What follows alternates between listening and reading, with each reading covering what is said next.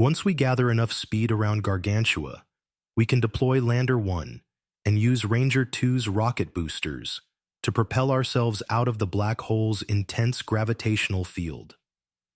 Imagine photons emitted by the very first stars and galaxies, some 13.6 billion years ago, traveling through space and time to reach us today.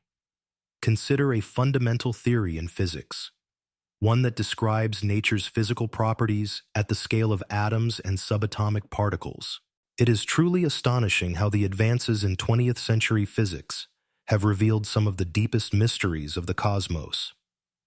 Even now, we may be on the brink of uncovering the intricate mechanisms that govern our universe and our place within it. When you look at the observable universe, just a part of the vastness beyond, it is remarkable that we claim to understand it in such detail. Maps show us there are around 350 billion large galaxies in the observable cosmos, stretching across 90 billion light-years. We not only understand what it's made of and how its components interact, but also where it originated. The sheer scale of this endeavor and the audacity to claim such knowledge is obvious, and the numbers can feel absurdly large.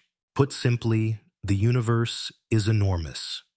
Beyond our comprehension of its size and composition, we have gained a detailed understanding of how it evolved from moments close to the Big Bang. It is astounding that we can even discuss time intervals like 10 or 43 seconds after the Big Bang, a scale derived from Planck units, themselves a consequence of gravity's weakness. Among the universe's 4 known forces, gravity is by far the weakest, and understanding why this is so remains one of physics' greatest puzzles. As we consider even earlier epochs, we begin to gather experimental data, at least in principle.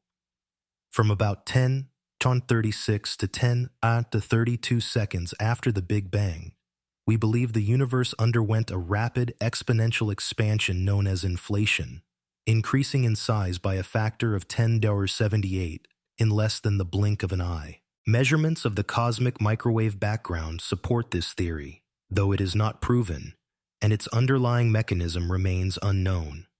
Still, the fact that we have a window onto these earliest eras of the universe, thanks to precision cosmology, is nothing short of remarkable.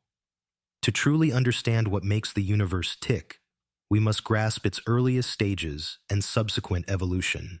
The universe is estimated to be around 13.8 billion years old, give or take 21 million years.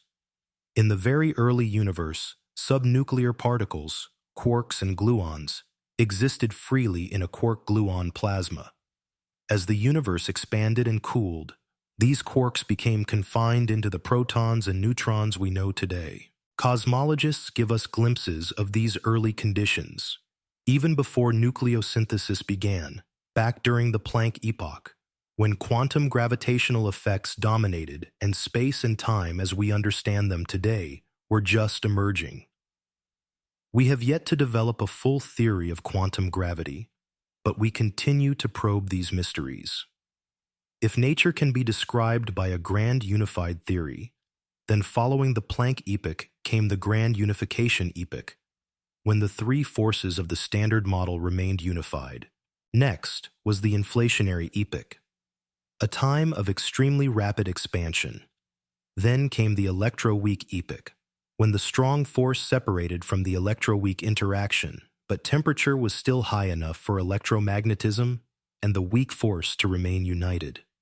After the electroweak symmetry broke, the fundamental interactions took their present forms. During the quark epoch, which began around 10^12 seconds after the Big Bang, the universe consisted of a dense, hot quark-gluon plasma. As it cooled, quarks bound together to form hadrons, marking the start of the hadron epoch, about 20 microseconds after the Big Bang.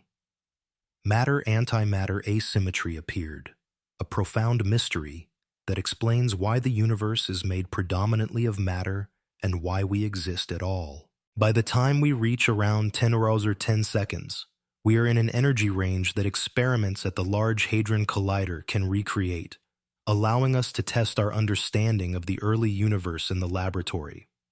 Moving forward, we can precisely calculate the ratios of elements formed during primordial nucleosynthesis: hydrogen, helium, deuterium, and lithium, once temperatures and densities permitted nuclei to form.